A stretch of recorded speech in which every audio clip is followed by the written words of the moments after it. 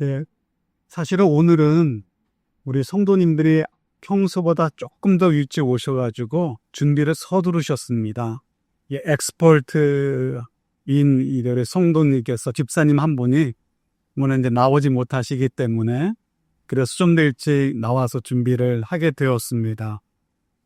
예배 시작 전에는 됐는데 예배 시작하면서 이상하게 안 되는 거죠. 이럴 때 정말 괴롭죠. 그래서 여러분 좀 불편하도 이렇게 이런 게 사랑이죠. 사랑으로 이런 게 또 예배 드리는 자의 마음이죠. 그래서 그 마음으로 예배 집중해 주시고요. 뒤에 앉아 있는 분들은 그냥 이제 식은땀 그만 흘리시고 편안한 마음으로 예배 드렸으면 좋겠습니다. 이렇게 주일에 수고하시는 남자 성도님들 가운데 여러분이 허리가 안 좋으세요. 그래서 허리 때문에 고생을 많이 하십니다. 그래서 젊음에도 불구하고 무거운 짐 드는 것이 되게 힘든 분들이 여러분 계십니다.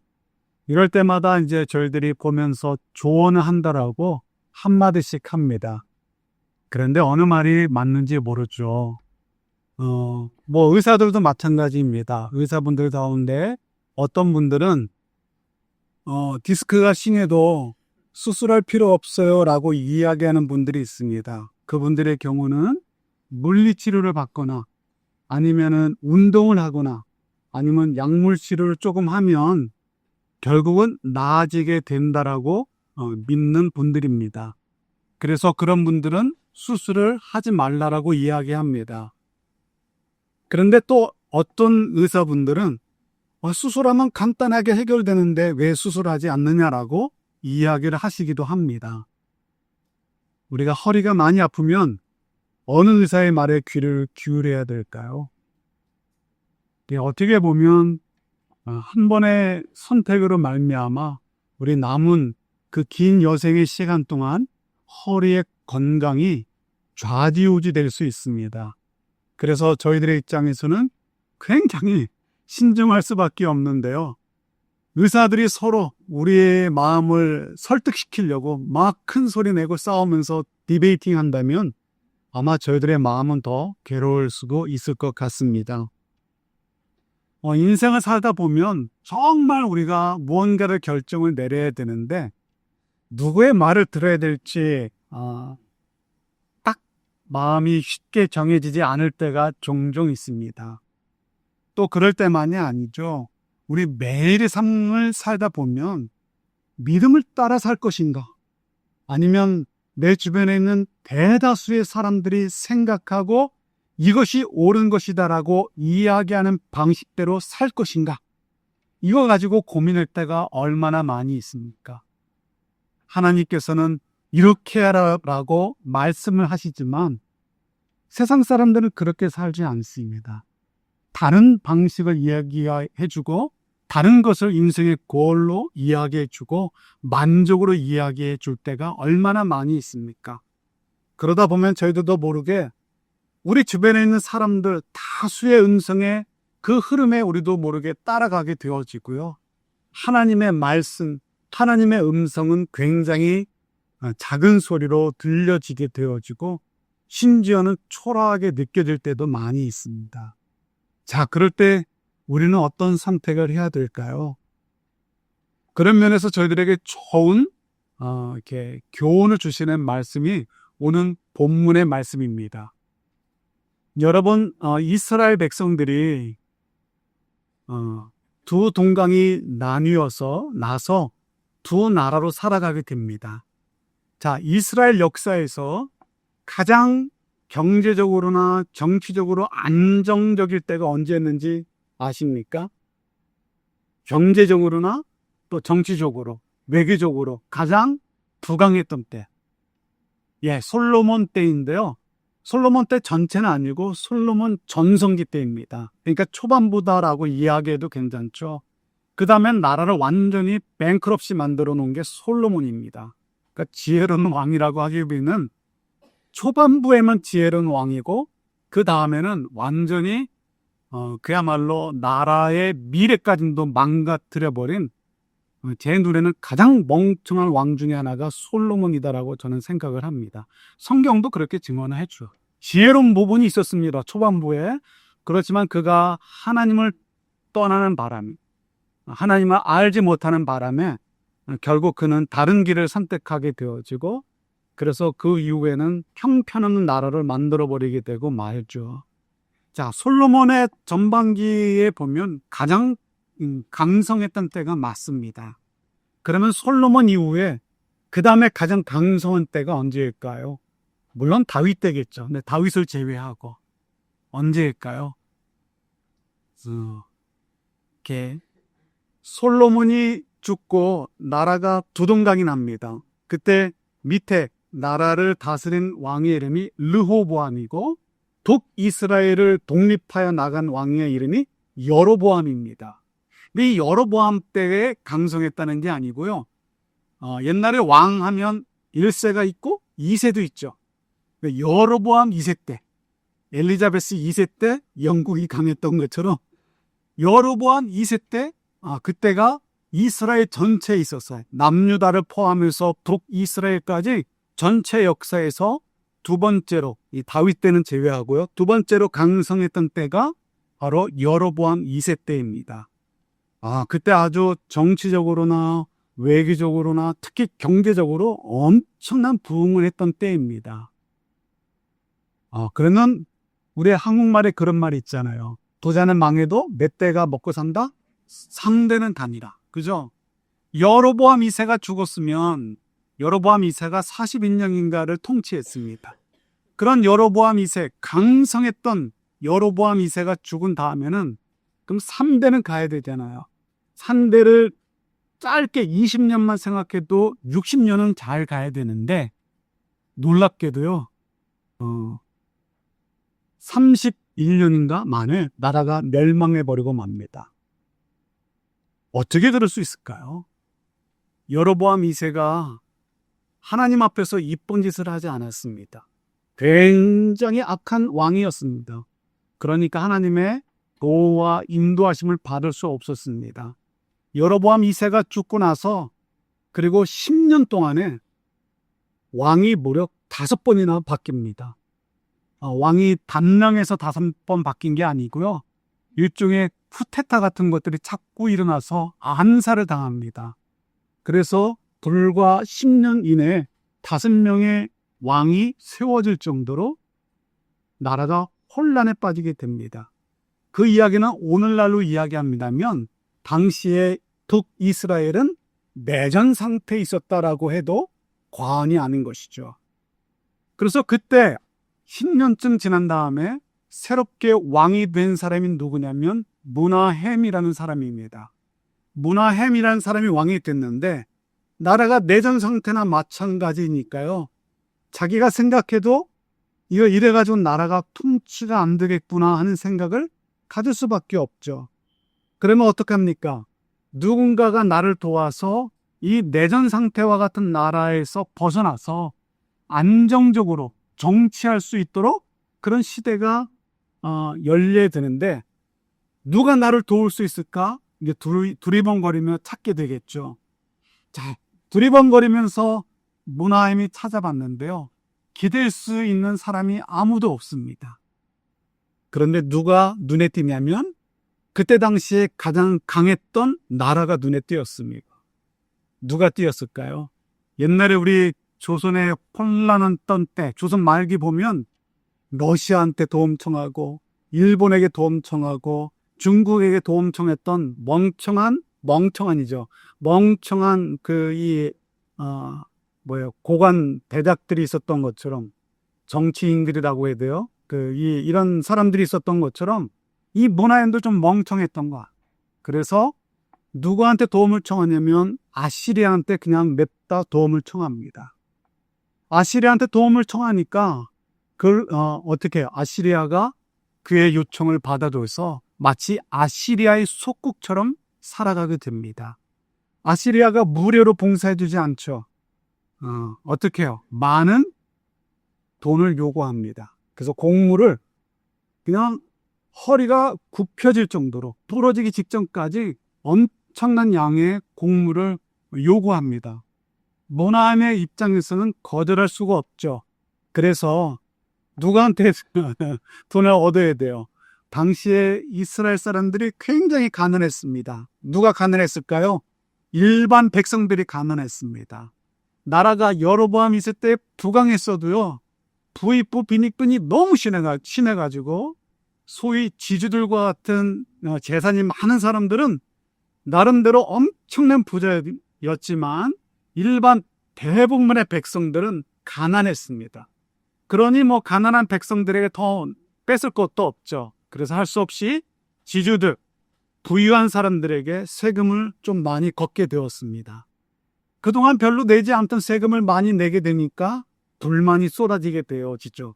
그래서 모나임을 어떻게 하면 없애버리고 우리 세금을 줄일까 이런 생각에 빠지게 되는 것이죠. 그런데 모나임 뒤에는 누가 있다고요? 아시리아가 있습니다. 우리 요즘 얘기로 한다면 한국 대통령 뒤에 미국 대통령이 딱 버티고 있어요. 그러면 누가 함부로 하지 못하죠. 마찬가지입니다. 그것보다 더 몇백, 몇 겁절로 아시리아 왕의 위세가 더 셌습니다. 그래서 함부로 나서지를 못했습니다. 그런데 어느 날 모나임이 죽게 되고 말았습니다. 그러니까 이게 웬 기회냐 하고 또 다른 이제 왕들이 막 이제 나서게 되는 거죠. 그때 군관 중에 한 명이 벨가라는 이제 그 군관이 일종의 군인 중에 리더십인 거죠. 그 군관이 일종의 반란을 일으켜서 왕이 되게 되었습니다. 자, 그런데 그가 누구를 밀어낸 거예요? 아시리아가 서포트하는 모나임과 그의 가족을 밀어낸 것입니다. 그러니까 이 베가라는 군관은 왕이 되었지만 누구에게 원수가 되는 거예요? 아시리아라는 당시의 최강국에게 원수가 된 것입니다. 제 생각에는 참 머리를 쓸 줄 모르는 것 같아요. 그러니 어떻게 해요? 버텨야 되죠. 버티기 위해서는 아시리아와 대항을 해야 되는데 혼자는 절대로 대항할 수 있는 그런 상대가 아닙니다. 뭐 1대 100 이 정도가 아니고요. 뭐 비교 불가한 만큼 엄청나게 힘의 차이가 있었던 나라가 아시리아고 그 다음에 이 북이스라엘이라는 나라는 별 볼 일 없는 왕국이었던 것이죠. 그래서 이 북이스라엘이 혼자서는 이 아시리아를 대항할 수 없으니까 반아시리아 연합군을 형성하기 위해서 애를 씁니다. 그래서 아시리아에게 조금 대항하고 싶어하는 아시리아의 폭정에 너무너무 힘들다라고 할 만한 나라들을 꼬시는 거죠. 그래서 연합군을 형성하는데 연합군이 누가 되냐면 이제 바로 위에 있는 지금의 시리아, 성경에는 아람이라고 되어 있습니다. 이 아람이란 나라, 시리아죠. 시리아. 그 다음에 지금의 이 팔레스타인 사람들, 옛날에 블레셋이라 불렀습니다. 블레셋 도시 국가들. 그리고 남쪽의 에돔. 이런 나라들과 연합을 해가지고 반아시리아 연합군을 만들게 됩니다. 그리고 아마도 애굽이, 지금의 에집트죠. 이집트가 조인했을 수도 있고 안 했을 수도 있습니다. 그래서 이 아시리아에 대항을 하는데 그 연합군을 만들다 보니까 바로 밑에 누가 있어요? 남유다가 있단 말이에요. 남유다는 언제나 북이스라엘 앞에 정말 아무것도 아닌 조그만 존재였습니다. 여기 11집하고 여기 한 집하니까 뭐 규모가 비교가 안 되죠. 그래서 남유다는 언제나 북이스라엘이 뭐 하자르면 네 하고 쫄래쫄래 했던 나라가 남유다입니다. 그래서 이번에도 우리 말 듣겠지 하고 너희도 반아시리아 연합군의 주인이라 라고 이야기를 했습니다. 그런데 이번에는 남유다의 왕 아하스가 조금은 똑똑했던 것 같아요. 아시리아에게 반항했다가는 이건 금방 박살난다라는 생각을 판단한 거죠. 그래서 절대로 아시리아에 대항하는 연합군에 나는 들어갈 수 없습니다라고 거절을 했습니다. 그러면 이 북이스라엘과 연합군이 그래 그럼 너희들은 조그만 나라니까 있으나만 하니까 내비도 관도 그리고 자기들끼리 대항하면 되는데 그럴 수 없겠죠. 왜냐하면 남유다가 혹시라도 아시리아와 짝짝꿍이 돼가지고 뒤에서 자기들을 친형, 곤란하잖아요. 그래서 이 남유다를 이번 기회에 전쟁, 북이스라엘과 전쟁하기 전에 손을 보아야 되겠다라고 판단을 했습니다. 그래서 이 연합군이 남유다를 쳐들어가서 남유다의 왕을 폐위시켜버리고 자기들의 말을 잘 들을 수 있는 왕을 세우자, 이렇게 결정을 내립니다. 그런데 그 소문이 남유다 왕인 아하스에게 들어온 것이죠. 그래서 아하스가 겁이 납니다. 무섭습니다. 그래서 그도 도움을 찾아야 되겠죠. 그 도움을 찾는데 누구를 찾을 수밖에 없어요? 아시리아를 찾아갈 수밖에 없게 되는 상황이 되었습니다. 그 상황에 놓였을 때 주신 말씀이 오늘 본문의 말씀인 거예요. 그것을 알고서 이사야 선지자, 이 선지자 가운데요, 왕실을 마음대로 드나들 수 있었던 선지자가 유일한 게 누구냐면 이 이사야입니다. 다른 선지자는 왕이 불러야 들어갈 수 있는데 이사야만큼은 아마도 왕족이 아니었을까, 그 어떤 어라운드에 있었던 귀족이거나 상당히 높은 지위에 있었던 사람으로 추정이 됩니다. 그래서 이 이사야만큼은 원하는 때 왕을 만날 수 있었을 만큼 지위가 됐던 신분이었습니다. 그래서 이사야가 아하스를 찾아갔습니다. 그래가지고 이야기하는 것이죠. 임금님, 왕이시여. 우리 9절 한번 비춰주시겠어요? 9절 우리 하반절. 우리 한번 같이 읽어볼까요? 같이 봤습니다. 만일 너희가 굳게 믿지 아니하면 너희는 굳게 서지 못하리라 하십니다. 이렇게 말씀하십니다. 왜요? 이 말이 뭐냐면 당신이 생각할 때 당신의 나라, 이 남유다가 굳게 서기를 원한다면 유일한 방법밖에 없다는 거예요. 한 방법밖에 없다는 거죠. 그 방법이 뭐라고요? 믿음 위에 굳게 서는 것, 그 방법밖에 없다는 것입니다. 하나님만 의지하라는 것입니다. 아시리아 의지하지 말고 하나님만 의지하라는 것입니다. 하나님만 의지하면 하나님께서 너희들을 지켜주실 것이다 라고 말씀하고 계시는 것이죠. 그런데 이 불행하게도 아하스 왕은 그런 믿음이 없었습니다. 이사야도 알죠. 그가 믿음이 없음을, 또 그 주변에 있는 참모들과 다른 신하들이 믿음이 없음을 아니까 그들의 믿음을 좀 도와주려고, 그들의 부족한 부분을 좀 도와주고 싶어서 이사야가 말하죠. 왕이시여, 또 여러분이요, 믿지 못하겠습니까? 그러면 하나님이 여러분들을 보호해 주실 것, 그 연합군으로부터 보호해 주실 것을 믿도록 하기 위해서 어떤 징표를 구하십시오. 그러면 그 징조를 하나님께서 보여주실 것입니다. 그 징조를 보시면 여러분들이 믿을 수 있지 않겠습니까? 라고 이야기합니다. 그런데 놀랍게도 아하스 왕이 뭐라고 해요? 우리 12절 말씀. 12절 말씀. 이제 같이 한번 또 받을까요? 아하스가 이르되 나는 구하지 아니하겠나이다. 나는 여호와를 시험하지 아니하겠나이다 한지라. 예, 언뜻 보면 믿음이 좋은 사람 같지 않습니까? 나는 하나님이 그렇게 말씀하셨으면 다른 징조 필요 없습니다. 나는 그 정도 믿을 수 있는 믿음이 있습니다. 라고 굉장히 경건한 사람처럼 이야기를 합니다. 그런데 사실은 그런 내용이 아니었죠. 13절 가면 아시겠지만 이 이사야가 화가 납니다. 왜 하나님 말씀을 믿지 못하고 하나님을 시험하려고 합니까? 라면서 아주 화를 내는 모습이 됩니다. 그러니까 12절의 말씀은 아하스 임금이 믿음이 좋아서 나는 말씀으로 믿습니다가 아니고요. 지금 이 상황에서 하나님이 무슨 말씀을 하신들 도움이 되겠습니까? 무슨 징조를 보여주신들 도움이 되겠습니까?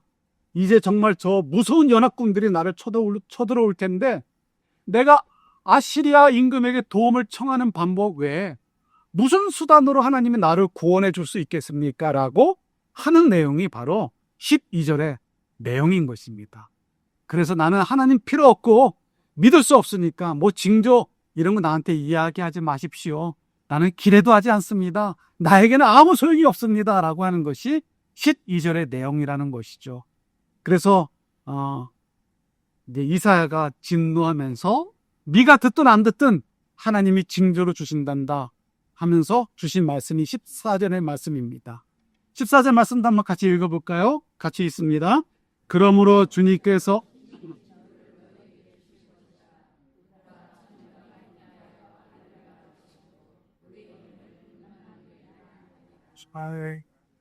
이 말씀 저희들이 너무 잘 알죠? 2차적으로는 누구를 의미하는 거예요? 예수님의 탄생을 의미하는 것입니다. 그런데 1차적으로는 예수님을 얘기하는 걸까요? 아닐까요? 아니겠죠? 왜냐하면 지금 북이스라엘과 시리아와 에돔이 또 블레셋 군사들이 쳐들어오는데 줄잡아 750년 뒤에 730년 뒤에 태어나실 예수님이 너희를 구원하실 것에 징조란다라고 얘기한다면 말이 됩니까? 안 됩니까? 말이 안 되는 거죠. 이 말씀은 지금 이사야도 왕족일 거라고 말씀을 드렸어요. 왕실과 관련된 사람이에요. 직접적인 왕족이었을지 모르겠지만 왕실과 관련된 사람입니다. 그러니까 왕실에 있는 사람들을 잘 알고 있어요. 왕은 당연히 더 잘 알겠죠. 그래서 지금 두 사람이 이야기를 하는데 보라, 그 처녀가, 이게 그가 없는데 그 처녀예요.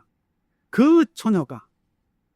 그 처녀라는 것은 지금 두 사람이 얘기할 때 요 처녀라는 것은 영어로 virgin이라는 의미도 있지만 그냥 젊은 여인도 의미를 합니다. 그래서 젊은 여인으로 더 많이 사용되는 단어예요. 그래서 이때는 그 젊은 여인이라고 이야기할 때는 왕실에 있는 어느 여인을 얘기하는 거죠. 그래서 그 여인이 잉태하여 아들을 낳을 것이다 라고 말하면서 그 여인이 아들을 낳게 된다면 그것이 하나님이 너희들을 그 연합군으로부터 구원해 주실 것, 보호해 주실 것이라는 증표가 될 거야. 그러니 지금 너희를 못 믿는다 할지라도 그 아이가 태어나는 것을 보게 되면 어떡하라? 하나님만이 우리를 굳세게 세워주실 분이구나 하는 것을 깨닫고 믿으라라고 주시는 말씀인 거예요. 근데 아마도 누군지 모르지만 결혼한 지 오래됐고 아기를 낳고 싶은 어떤 여인이 있었던 것 같아요. 그런데 그 여인이 아기를 지금 잉태하지 못하는 거예요. 그러니까 이 왕실 사회에서는 누구 하면 다 아기를 낳고 싶거나 특히 어쩌면 딸만 낳고 있었던 어떤 여인이 대를 잇기 위해서 아들을 낳고 싶어하는 여인이 있었구나 하는 것이 그 두 사람 사이에서는 너무나 쉽게 알고 있을 만한 그런 여인이 있었다라고 우리가 이해하면 되는 거예요. 그러면서 그 여인이 이제 곧 아기를 낳게 될 텐데 아들을 낳을 텐데 그 아들이 바로 증거가 될 것이다 라고 말씀하고 있는 것이죠. 분명히 아들이 태어났겠죠. 그러나 놀랍게도 아하스 왕은 그런 증거를 보여주셨음에도 불구하고 하나님을 믿지 못했습니다. 그래서 결국 그는 아하스 왕에게 자기의 운명을, 나라의 운명을 다 맡기게 되어버리게 되고요. 그래서 결국 아하스 왕 때 실질적으로 남유다가 아시리아의 속국이 되어버리고 맙니다. 물론 그때 이 연합군이 다 아시리아 왕에게 무너져가지고요. 지금의 시리아, 성경에 어디 나라? 아람도 BC 732년에 무너져버리고 없어졌어요. 북이스라엘도 10년 후인 BC 722년에 없어져 버렸어요. 나라가 없어지고 말았습니다. 그리고 이 해변 쪽에 있는 블레셋, 팔레스타인 이 도시 국가들도 전부 없어지게 되고요. 에돔도 물론 없어지게 되고 이집트도 결국은 아시리아에게 멸망하게 되고 맙니다. 남유다만 남긴 남았는데 속국이 되고 만 것이죠. 그러면 그것이 하나님이 구원해 주신 내용일까? 아니겠죠. 하나님께서는 아시리아를 동원하시던 누구를 동원하시던 구원해 주실 계획이셨습니다. 그러나 불행하게도 이 아하스 왕은 하나님을 신뢰하지 못했던 것이죠. 믿지 못했던 것이죠. 그러다 보니까 아시리아에게 자기의 운명을 맡기게 되어지고 기꺼이 속국으로 들어가게 되고 맙니다. 속국이 되어지면 어떻게 되죠? 그들의 신들도 섬겨야 됐습니다. 그들의 생활 방식도 받아들여져야 됐습니다. 말씀대로 하나님의 백성들은 서로 어떻게 대우해야 된다라는 말씀들이 구약 성경에 가득 차 있죠. 그런데 더 이상 그렇게 배우하지 않아도 되었습니다. 마음 놓고 더 악한 행위들을 행해도 되고요. 속이는 저울을 막 활용해도 되어지고, 그야말로 속이고 속이는 삶들로 그들이 더 달려가게 되고 만 것이죠. 하나님을 섬겨야 될 예배의 장소에서 다른 신들을 섬기는 일들이 벌어지게 되고 말았습니다. 왜요? 아시리아를 자신들의 주 나라로 숨기게 되어지는 결과 때문에 그렇게 되었던 것이죠. 자, 그러니까 생각해 보면 분명히 한 아기가 태어났습니다. 그 젊은 여인을 통해서 한 아들이 태어났습니다. 하나님이 너희들을 구원해 주신답니다. 하나님이 너희들과 함께 하신단다. 너희들이 하나님만 믿으며 굳게 설게 될 것이다라는 증거로 보여주셨지만, 똑같은 증거였지만 결국 전혀 엉뚱한 결과, 다른 결과를 낳게 되었고요. 그리고 오늘 제목처럼 결국 그 아이는 다른 상징이 되어지고 말았습니다. 하나님의 구원의 상징이 아니라 심판의 상징이 되어지고 말게 된 것이죠. 그래서 결국 남유다도 하나님을 더욱 배반하고 하나님 앞에 더 죄를 짓는 그렇게 아주 저주스러운 인생을 그들이 더 살다가 결국 망하게 되고 마는 것을 저희들 성경을 통해 보고 배우게 됩니다. 저희들에게도 하나님이 많은 증표를 주셨어요. 예를 들어서 말씀을 주셨습니다. 하나님께서 하신 말씀, 그 처녀가, 그 젊은 여인이 그렇게 아들을 낳기를 소망했는데 낳지 못했던 그 여인이 곧 아들을 낳을 텐데 그 아들이 증거가 될 거야 라고 말씀해 주시고 실제로 하나님의 말씀이 이루어진 것을 보여주셨습니다. 우리에게 주신 말씀 가운데 과거로부터 주신 그 말씀들이 얼마나 많은 말씀들이 실제로 이루어졌다는 것을 증명해 주고 계십니까? 그럼에도 불구하고 저희들은 어떻습니까? 여전히 못 믿겠다라고 이야기합니다. 때로는 그 사람, 그 시대에 그 사람이 받은 은혜가, 그 사람들이 경험한 기적들이, 하나님의 말씀이 그때 이루어진 것들이 나의 삶과 도대체 무슨 상관이 있습니까? 나에게는 그런 징조가 아무 의미가 없습니다 라고 주장했던 아하스처럼 저희들도 아하스 왕처럼 그렇게 거부하며 살고 있다는 것이죠. 그래서 하나님께서 똑같이 하나님의 말씀이 이루어지는 징조들을 통해서 우리에게 확증해 주고 싶으시지만 저희들은 여전히 못 믿겠어요. 나랑 상관없어요.